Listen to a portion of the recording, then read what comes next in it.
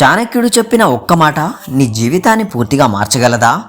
ఈ వీడియోలో తెలుసుకుందాం. స్నేహితులారా, జీవితంలో ప్రతి ఒక్కరూ విజయం కోరుకుంటారు. అందరూ సంతోషంగా ఉండాలని కోరుకుంటారు. కానీ ఎందుకు కొందరు మాత్రమే తమ లక్ష్యాలను చేరుకుంటారు? ఎందుకు కొందరు జీవితాంతం కష్టపడినా అక్కడికే పరిమితమైపోతారు? ఈ ప్రశ్నకు చాణక్యుడు ఒక అద్భుతమైన సమాధానం చెప్పాడు. మనిషి భవిష్యత్తును మార్చేది అదృష్టం కాదు, అతని నిర్ణయాలే. ఈ ఒక్క మాట అర్థమైతే నీ జీవితాన్ని చూసే విధానం పూర్తిగా మారుతుంది. ఫ్రెండ్స్, వీడియోలోకి వెళ్ళబోయే ముందు మన ఛానల్ని ఇంతవరకు సబ్స్క్రైబ్ చేయకుంటే వెంటనే సబ్స్క్రైబ్ చేసి అలాగే వీడియో వరకు చివరి దాకా చూసేయండి. లాస్ట్ది మాత్రం అస్సలు మిస్ అవ్వకుండా ఎక్కడ స్కిప్ చేయకుండా చూసేయండి. ఇక ఆలస్యం చేయకుండా చాణక్య నీతి కోసం మన ఛానల్ని సబ్స్క్రైబ్ చేస్తూ నీతిలోకి వెళ్ళిపోదాం.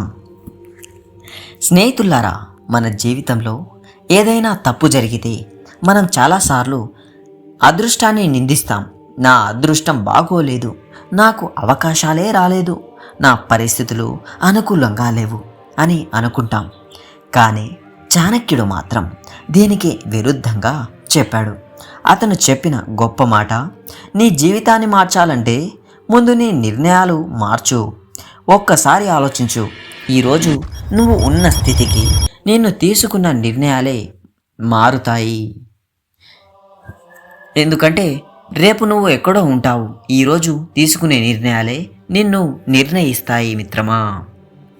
అలాగే ఒక విద్యార్థి ప్రతిరోజు చదవాలా లేదా ఫోన్లో సమయం వృధా చేయాలా అనేది ఒక నిర్ణయం.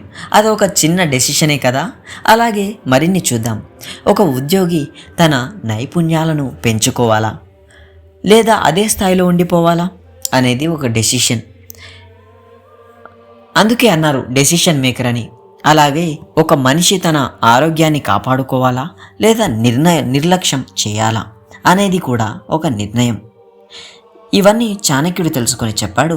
ప్రతి చిన్న నిర్ణయం ఒక పెద్ద భవిష్యత్తును నిర్ణయిస్తుంది. చిన్నగా కనిపించే అలవాట్లు ఒకరోజు మన జీవితాన్ని పూర్తిగా మార్చేస్తాయి.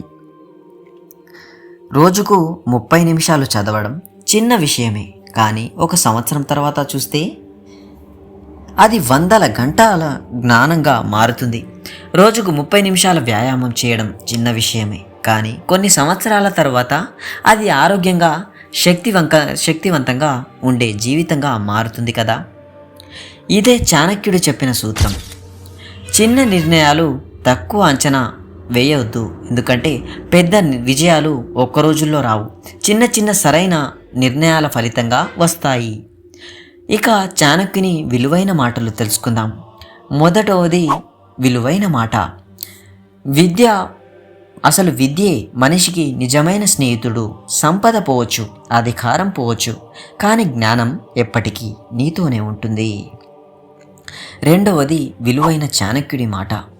సమయాన్ని కోల్పోయినవాడు జీవితాన్ని కోల్పోయినట్టే. డబ్బు మళ్ళీ సంపాదించుకోవచ్చు, కానీ పోయిన సమయాన్ని తిరిగి రాలేము. ఈ నీతి ఎలాగనిపించిందో కామెంట్ చేయండి. ఇక మూడవ విలువైన ముఖ్యమైన మాట, చెడు